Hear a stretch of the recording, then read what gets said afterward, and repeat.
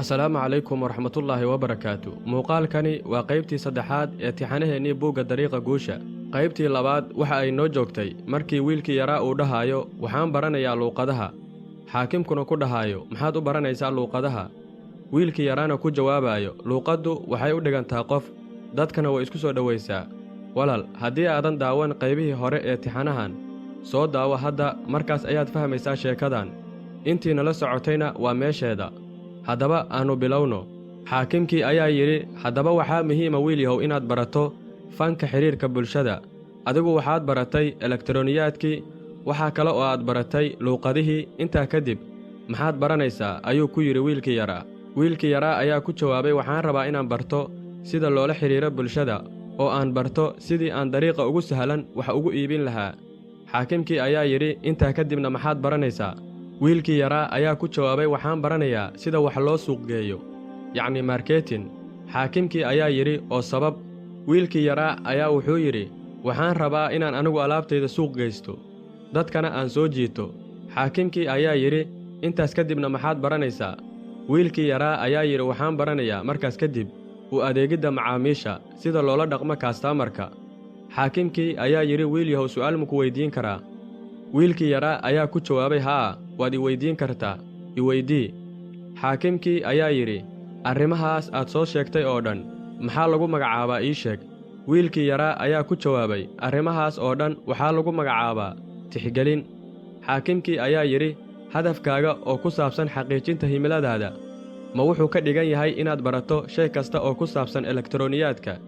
wiilkii yaraa ayaa ku jawaabay, haa, hadafkayga koowaad oo ku saabsan xaqiijinta himiladayda waa midkaas. xaakimkii ayaa yidhi, hadafkani ma yahay mid u adeegaya himiladaada? wiilkii yaraa ayaa yidhi, haa, hadafkani waa mid u adeegaya himiladayda. xaakimkii ayaa yidhi, oo hadafkaasi xaggee buu ku gaarsiinayaa wiil yahow? wiilkii yaraa ayaa ku jawaabay, wuxuu i gaarsiinayaa inaan noqdo nin khabiir ah oo noloshiisa wax ka beddelay, luuqadahana bartay, dadkuna xushmeeyaan. xaakimkii ayaa yidhi, oo ma hubtaa kaasi inuu yahay midkii ku gaarsiin lahaa himiladaada? wiilkii yaraa ayaa ku jawaabay, haa, waan hubaa. xaakimkii ayaa yidhi, haddaba wiil yahow idhegayso. sida aad adiguba hadda arkayso, hadafka koowaad waxa uu u adeegayaa hadafka labaad, hadafka labaadna waxa uu ku gaarsiinayaa himiladaada. sidaa awgeed, hadafyada oo dhan waxay ku gaarsiinayaan himiladaada, oo waxa ay u dhigantaa sida jaranjarooyinka oo kale. jaranjaro walba waxa ay ku gaarsiinaysaa jaranjarada kale. kaasina waxaa lagu magacaabaa dariiqa sarraynta. shay kastana waxa uu u khidmeeyaa himiladaada aas-aaska ah. kaasina waa dariiqa guusha. iminkana waxaan kuu dirayaa farriin si aan kuugu sheego maxay tahay isteeshinka aan doonayna inaan marno oo midkan ku xiga. wiilkii yaraa ilaa wakhti xaadirkan ma uusan rumaysan inuu ku taagan yahay dariiqii sarraynta. kadib wiilkii yaraa waxa uu si degdega ugu laabtay waddankiisii, waxa uuna soo qaatay warqad iyo qalin. wuxuuna bilaabay inuu qorsheeyo in muddo 5 sano ah oo hadda ka bilaabanaysa wakhti xaadirkaas uu hadda joogo uu ku xaqiijiyo himiladiisa koowaad, oo uu noqdo mulkiilaha shirkad weyn oo iibisa majaalka elektaroniyaadka. hadafkiisa koowaadna waa inuu barto shay kasta oo ku saabsan majaalka elektaroniyaadka. wiilkii yaraana waxa uu si dhaba u bilaabay inuu barto shay kasta oo ku saabsan elektaroniyaadka. intaa kadibna waxa uu bilaabay inuu cilmi baaris sameeyo. waxa uuna daraasayn jiray shirkadaha elektaroniyaadka iibiya oo wakhti xaadirkaas jiray iyo tiradooda. wuxuuna bilaabay inuu booqdo shirkadahaas, ogaadana xaaladdooda iyo siday u shaqeeyaan. wuxuuna go'aansaday inuu mid ka mida wax ka barto.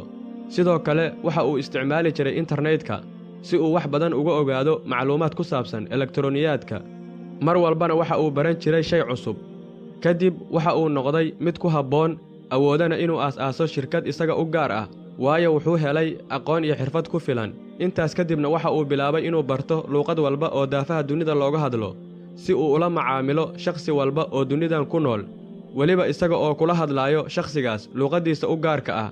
taasina waxay dareensiisay rajo aad u weyn, maxaa yeelay shaqadiisii waxay noqotay mid aad u horumarsan, oo ah inuu marba marka ka sii dambaysa u sii gudbo jaranjaro kale oo cusub.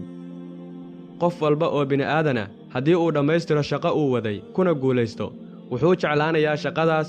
sidoo kale qofku waxa uu sii yeelanayaa karti iyo adkaysi fara badan. taasina waa midda guusha saxda ah lagu gaaro. taasina waa shay aad u muhiima.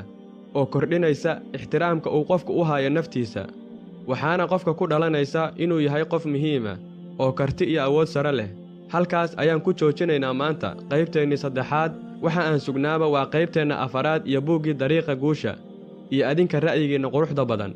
haddii aad dhammaysato taxanahan lana socoto qayb walba oo aan soo gelinno, hubaal naftaada wax badan ayaa iska beddelaya. janalkana u hiiliya siina sheergaray muuqaalka. waa walaalkiin Saki Cabdi Yaasiin.